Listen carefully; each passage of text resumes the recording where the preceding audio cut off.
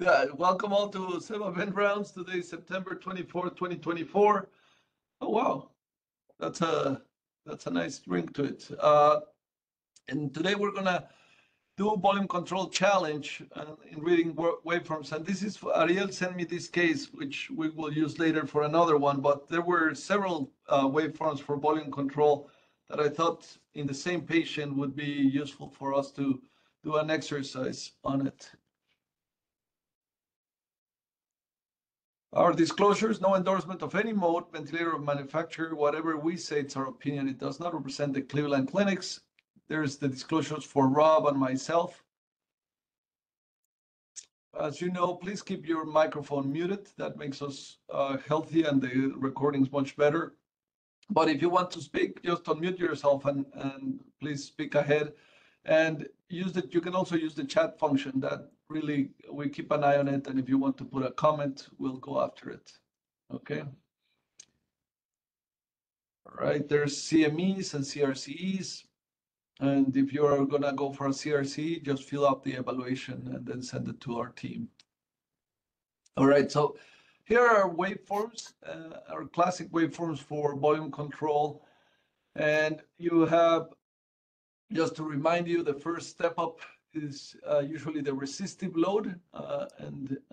Ariel highlighted in the last meeting that this could also be higher, and they call it peak conductive or conduction pressure for when there's an airway opening, and it may be higher. But usually in normal circumstances, this is just the resistive load.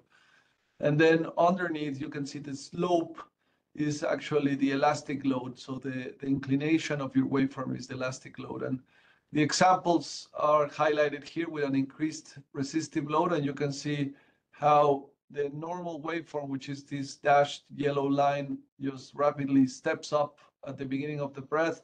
And if we do an end inspiratory pause, which also is in some instances called a plateau pause, but it's an end inspiratory pause, you would see this, the plateau pressure, and that drop off, that difference between the peak pressure and the end and the plateau pause or plateau pressure is the resistive load. And you can see the pause here again with the breath. And then if it's elastic load, you can see how the slope from what it should be, it increases.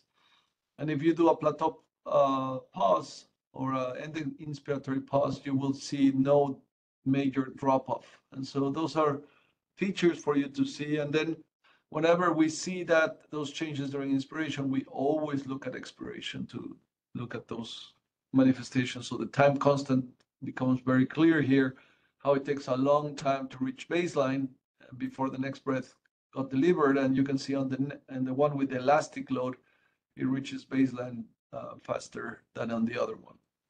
Roberto, any comments? Yeah, I just want to reemphasize what you said. Anytime we show idealized waveforms like you have here, it always represents a single constant resistance, a single constant compliance, and no obstruction. The simplest case. Wonderful. Yeah, and this is now that we have recently wrote a lot about simulation, this is a common item that we will see on idealized or computer-based softwares, that they create this based on a single model, and it doesn't represent reality as beautifully as, or reality doesn't look as pretty as it should look. All right. So let's start with the first one. And we always start by the tag. And so we're going to do the exercise for the first one for the tag, and then we'll move on. But what is the tag for this mode? And remember, you can use the chat function. Have no fear. Test yourself.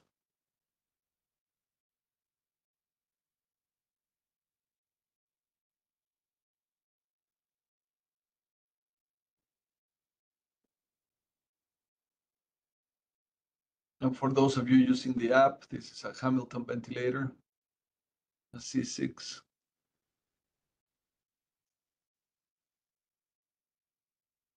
Anybody on the chat or that wants to unmute?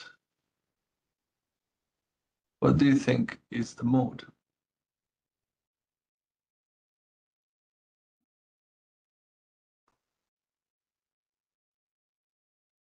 All right. Well, so the tag here is the tag is going to be volume control, CMV, S. And so let's walk you through this, because I recognize that these waveforms generate a little bit of anxiety when you see them. So the first thing, my eyes always come to look at the flow, and if you look at the flow waveform, you immediately say, huh, that doesn't look like a nice pressure volume control waveform. It doesn't look geometrical. I mean, what we would be looking for, and I'm just going to paint it, it would be, in this case, a square waveform, and then a pause, and then something like this. I mean, and we know that because this is what we're looking at this. And so you don't see that in this waveform, and it generates a lot of anxiety when you take a look at this, because all what we have been talking on the SEVA is that you usually go and take a look at the flow waveform to see the geometric shape. But in this case, it doesn't look like that. It actually looks perhaps a little bit semicircular here, and then this decay on flow that doesn't look very nice. However, when we look up on the pressure waveform, we see the rapid step up, and then this attempt to go passive, and then you go down. There's evidence of a pause, so the pressure stops, and then it drops, and then it drops again. So there's likely an end inspiratory pause here, and the volume waveform doesn't help us either. I mean, it doesn't show that as pretty as it can. And there's a couple of reasons for this occurring, and that's the beauty about having the app and the Rosetta card, because it can help you. Whenever you get your ventilator, you go and see what each one of these modes are. And if you went into the card or the app, you're going to see that this is VC-CMVs. Anybody wants to think, why does this waveform, even though this is volume control, doesn't look like it should?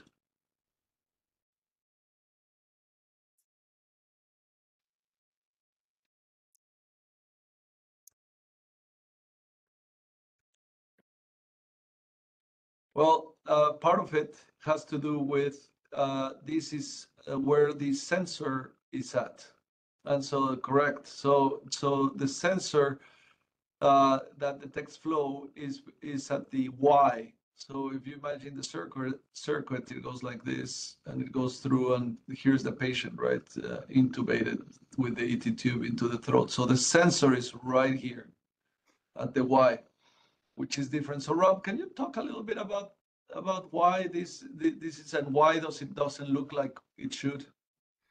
Yeah, it looks geometrically square when the ventilator is showing the flow that comes out of the control solenoid inside the ventilator, because that's a very crisp on and off. However, when you put the flow sensor up at the airway, you see the effects of the patient circuit. And remember, the patient circuit has both resistance and compliance, and the compliance of an adult circuit is on the order of, I don't know, 2, 3, 4 milliliters per centimeter water pressure. So it can store a fair amount of volume. And so what happens is that compliance and resistance of the circuit has a tendency all by itself, if the patient's doing nothing, to round off the edges, the sharp edges of the flow waveform.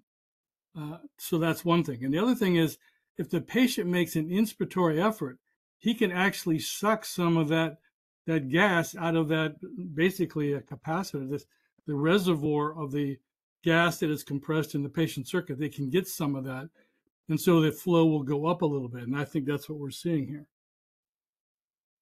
So in general terms, I think that the useful thing here, it's a couple of things. One, you now recognize that the sensor in the Y will not look geometric because you're away from the solenoid. And so you add the circuit, the patient circuit in there. That's A. So then the question is, well, how would I differentiate this from pressure control, right? And I would like to highlight or think a little bit about this for a second. If this was pressure control and this was a passive patient, all right, we would expect this flow. Oh my God, I'm painting terrible today. It should look, sorry about that. I need to change hands or job. So here. So this would look something like this. And it would look like that, right? If this was a passive breath, and the waveform for this patient then would look like a right, it should be a square like this, and probably here a pause like that, something along those lines, correct? Rob, you agree with that? Correct. Okay, Correct. actually here the flow would be 0. Yep. So the fact that we don't have that peak here tells us, well, could there be PMOS? But we don't see any change on the wave, the pressure waveform is pretty consistent between both of them, and it doesn't look like a pressure control waveform at all. I also look at the tidal volume looking exactly the same. So this makes me suspicious that this is not exactly pressure control, because if it was pressure control, I would expect this waveform, and in the absence of PMOS, I would expect a different waveform. Roberto, thoughts there? I agree 100%. Looking at the volume waveform, you see that even though there are slight distortions in the flow, there's very little difference in the tidal volume. And the distortions in the flow waveform caused by inspiratory effort are minimal. Those waveforms look fairly similar from breath to breath. They're a little bit different because of the effect of PMOS sucking in some gas from the circuit, but not enough to make you think that it's anything other than volume control. But now let me ask you this, Rob, because I don't see PMOS. I'm not sure that there's PMOS here, and that these changes here are necessarily because of PMOS.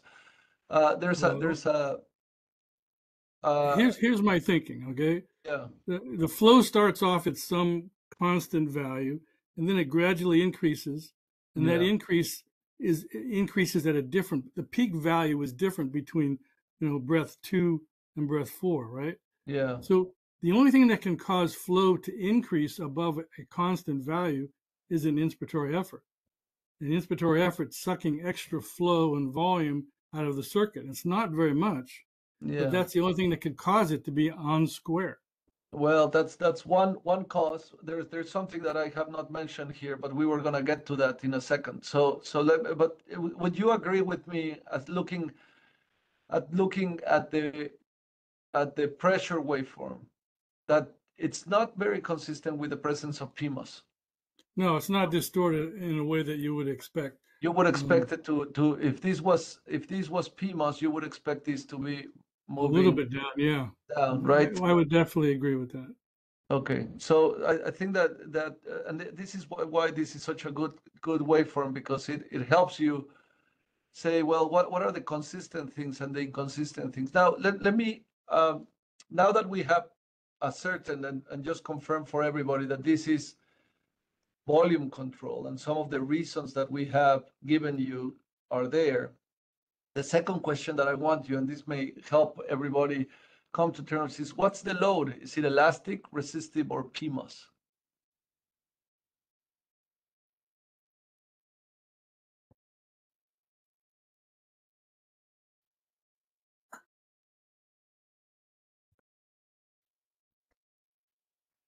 Have no fear, guys. Just release.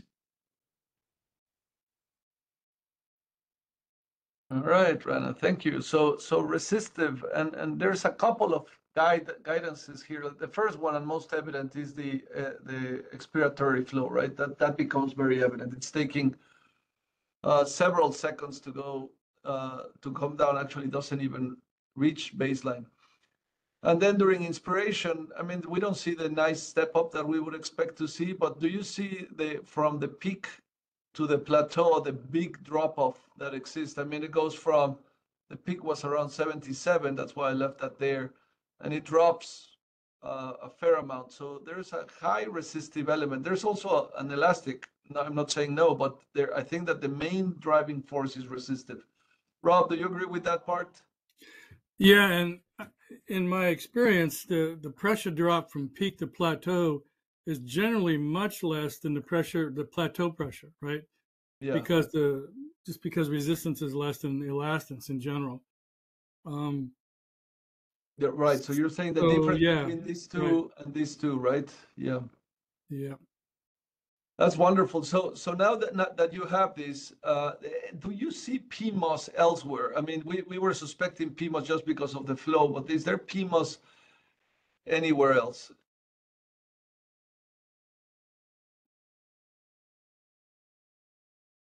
Yeah. So the answer here is I don't see PMOS. So we do know something about this patient. This patient is having a procedure being done as we presenting this. So the patient is having a bronchoscopy being done. Mm.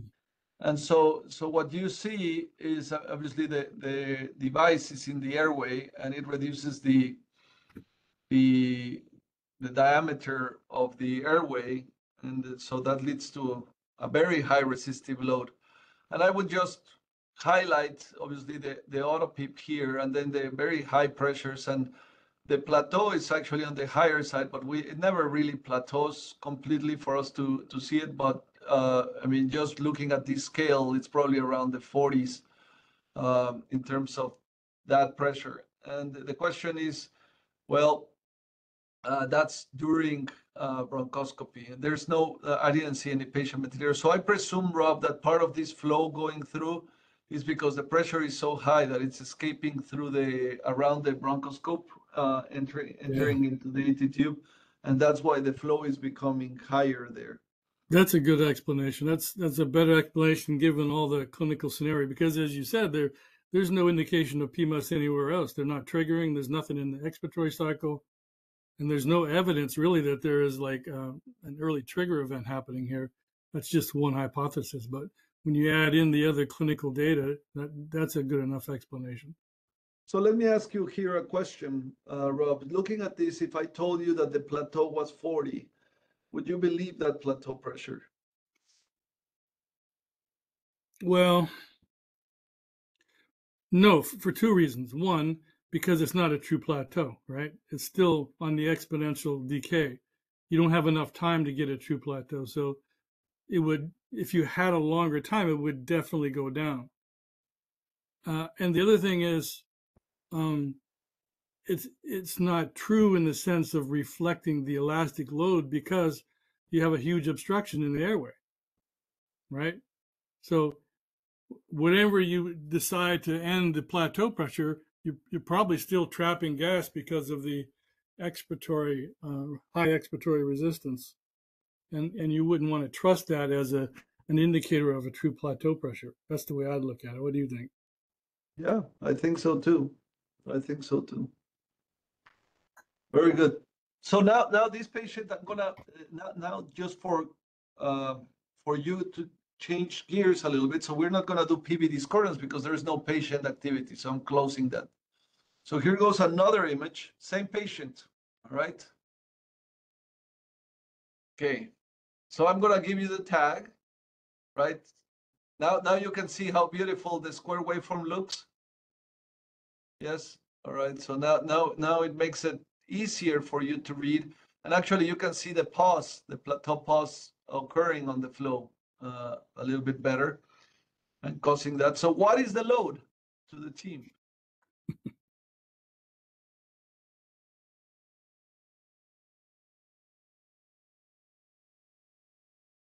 Yeah.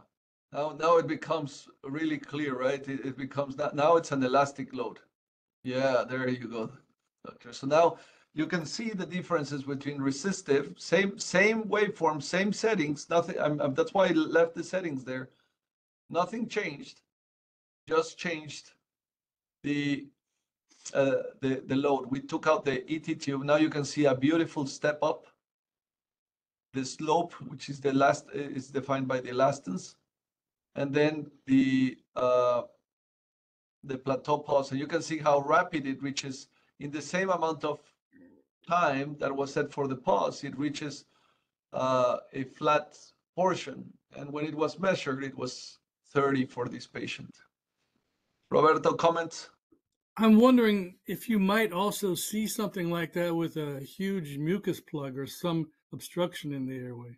other than, a procedure. Yeah, absolutely. I think that, I mean, this could happen with very high resistive load. So the tube being kinked, the suction catheter being left in, the mucus plug getting a clot on the stuck in the AT clots, tube. Yeah. A bronchial blocker that got pulled back and got into the AT tube. I mean, all of those could happen. Or the back wall, the device back wall hitting against the trach hitting against the back wall of the ventilator. That would also give you very high resistance. So, alrighty. And then you can see here, they did a pause and the plateau pressure was 30 for these patients. So much different, a major improvement in settings. Alrighty, good. All right, so again, same patient, different timeline. And now I'm gonna give you the tag VC-CMVs. And just for a second, now let's think about what is the load, elastic, resistive, or PMOS.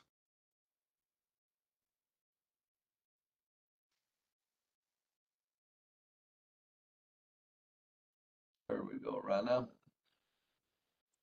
Fastest typist ever. Nala, good job.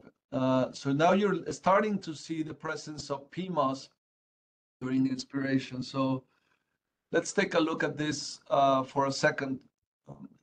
So looking at the square waveform here, what Rob had mentioned at the beginning, right? So this patient, you can see that it's patient triggered, and you see the flow, how the flow goes above. So it's sucked a little bit out of the circuit because of the presence of PMOS.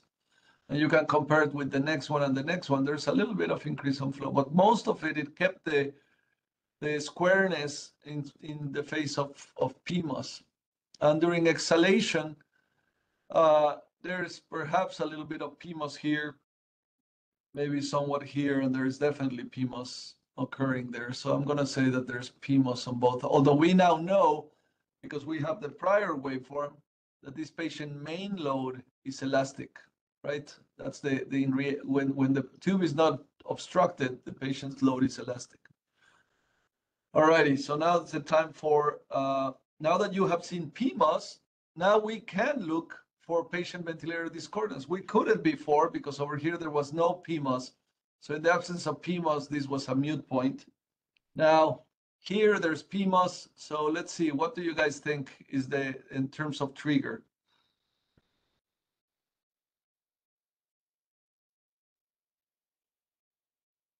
Okay, I'll give you a couple of seconds while you type.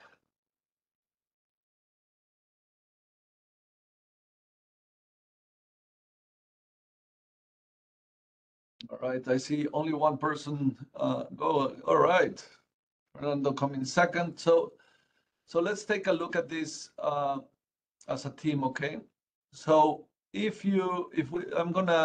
not gonna observe this breath over here, so I'm gonna cancel it. It's goodbye breath for a second. We have enough on these three. So this is breath 1, breath 2, and breath 3, and we're starting by looking at the trigger. And so the first breath is triggered by what? The patient or the ventilator?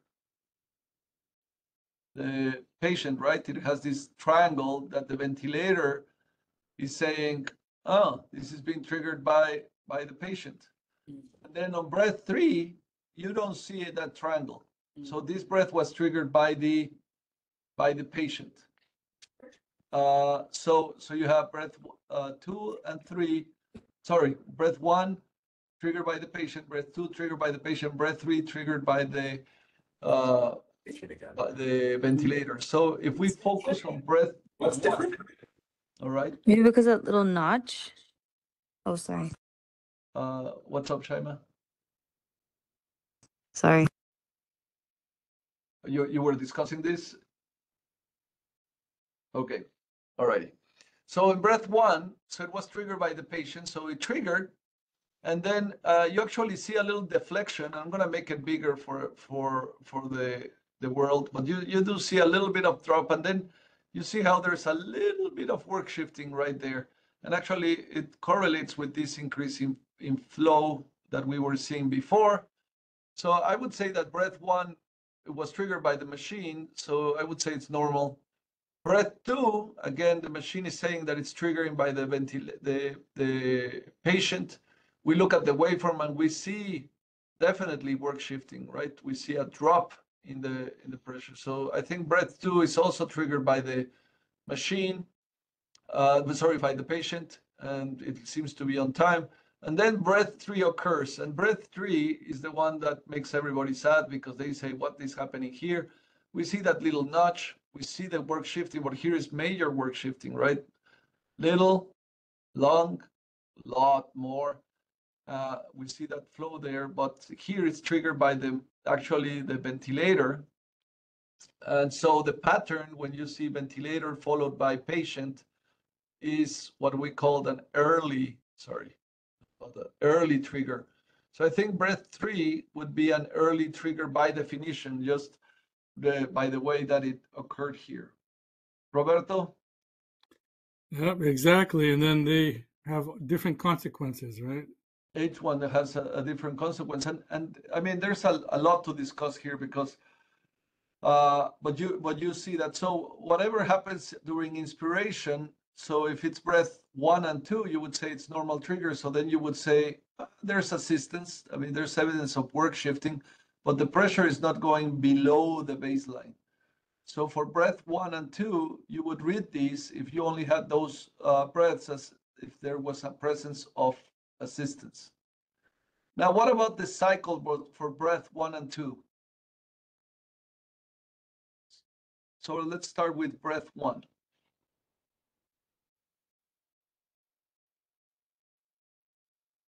Yes, Philippon, that's why we call it early. Yeah, so the first breath, the machine cycle, I mean, actually the effort of the patient ended over here, but we don't see any active PMOS or anything like that. So this is an area of uncertainty in classification. If a patient triggers and the effort is small enough, technically this would be a late cycle, although this may be totally normal. And so this is one of those challenges that we have not defined appropriately on the nomenclature, and we have to come to terms because it's triggered by the patient, but the cycle, at least by PMOS, it looks like it ends right here. So it's, by definition, it would be a late cycle. But I have trouble saying that, so I'm going to say that it's normal, but people can fight me on that one. I think you just have to say it's classified as an asynchrony, but it's acceptable clinically.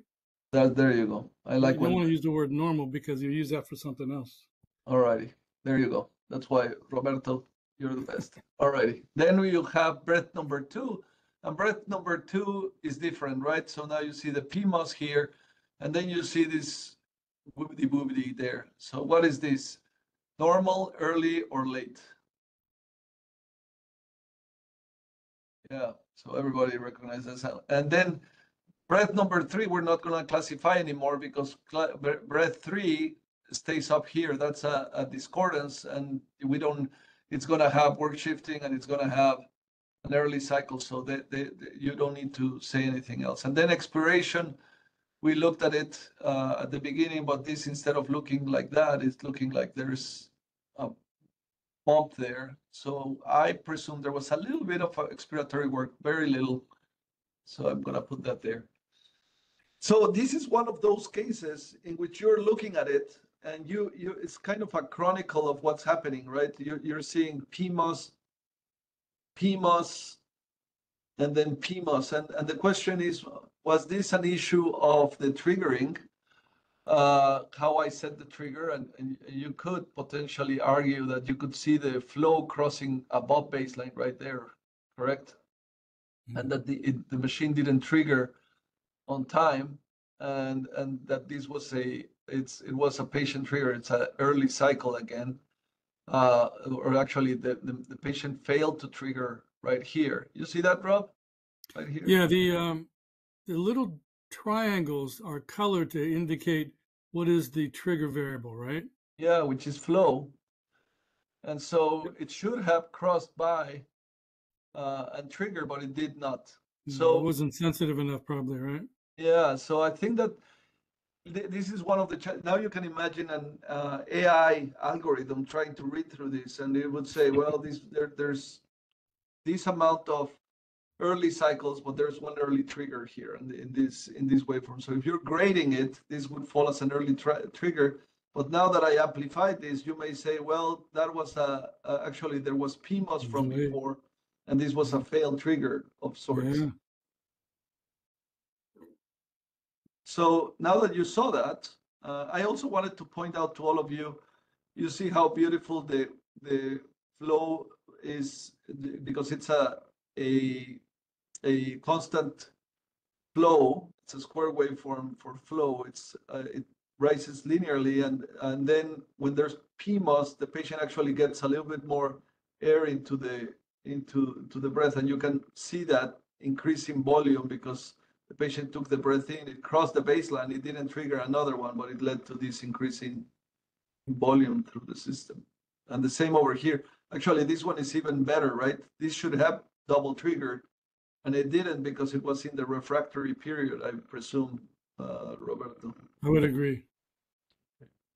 That could be checked from the manual, but I would have to agree. But it's interesting that you mentioned AI. You can see how complex the algorithm would have to be to consider all the factors we talked about and come up with a correct classification. Yeah, exactly. And now the last one for all of you, and now this one, I'm gonna give you again, this is volume control, CMV, yes. And I'm gonna give you that there's presence of PMOS on on all of them, right? Just for the sake of our case, we're gonna ignore the first breath because but you can see actually how this patient is getting larger tidal volume than he should. But let's go. This is breath number 1, breath number 2, and breath number 3. So breath number 1, if you look at it now, and how would you classify it? I'm gonna make it bigger so that you can see it a little bit better. There you go. Early, late, fail, or false.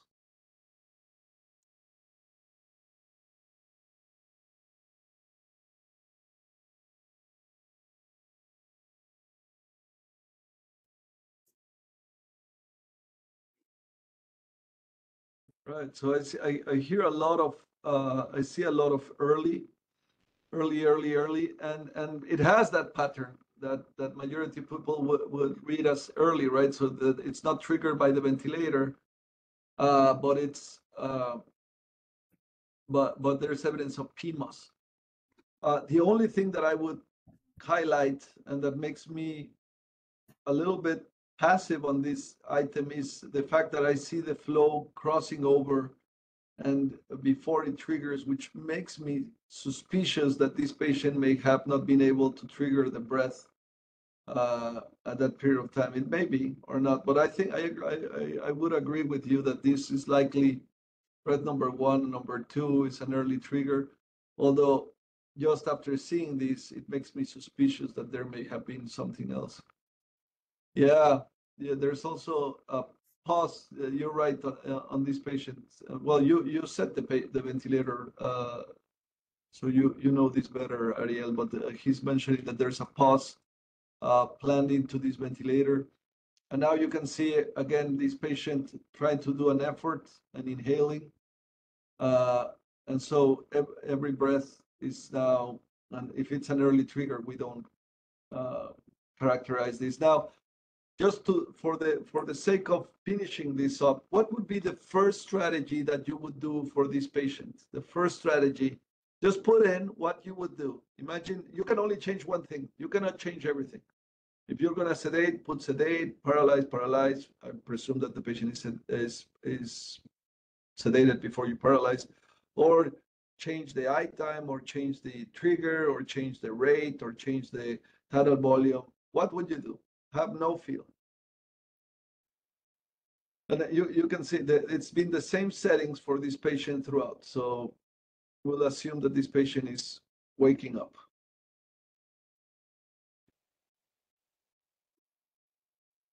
What would you do? Have no fear.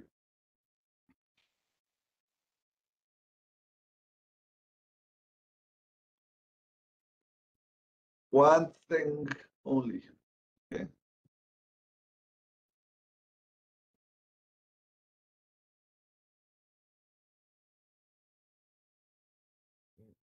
While they're thinking, just to point out what you said, this isn't really volume control anymore, is it? Because if the patient can breathe during the expiratory time, breathe in, they can get a larger tidal volume than set. That's not volume control. Well, during inspiration, I think that this is happening during expiration, right, Rob? The extra. Yeah, but yeah, that's correct. I mean, you wouldn't change the classification. I'm just saying the effect is that it's not volume control anymore. Absolutely, absolutely. All right, so I have a couple of people saying, well, let's change the patient to pressure support if the patient is awake enough.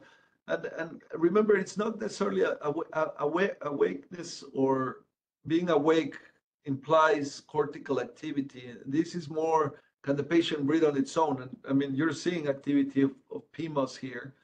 So that's one of the items that you could do. I'm saying change to pressure trigger.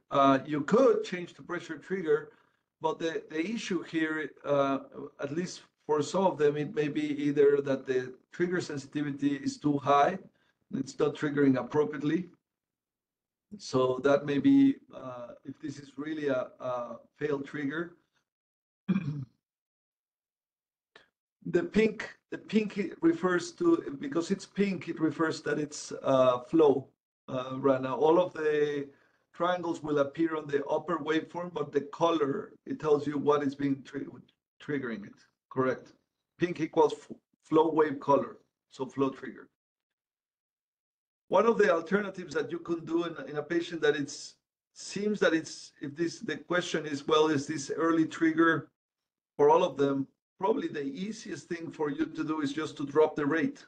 If the patient doesn't need that amount of respiratory rate, drop them to 10 and see what the patient does on its own and see if this goes away. Because then the patient would stop entraining with the respiratory rate from the ventilator. So that probably is a simple solution, rapid solution to this. Another diagnostic maneuver you can do is an end expiratory pause, sorry. But I think that the simplest is just drop your rate. That would make it very, very simple. All righty. Here we go. So here are the CCF caregiver CMEs, the CRCs for any RT in the country. You could change the pressure support, as you all mentioned. Sorry, I didn't address that. Yeah, pressure support is a good option, and then see what the patient does. That's an easy peasy solution. Unless the patient has one of those early triggers in which they essentially go apneic, but that's why you're there, to see what happens. All right. Thank you very much for your time. Have a great day.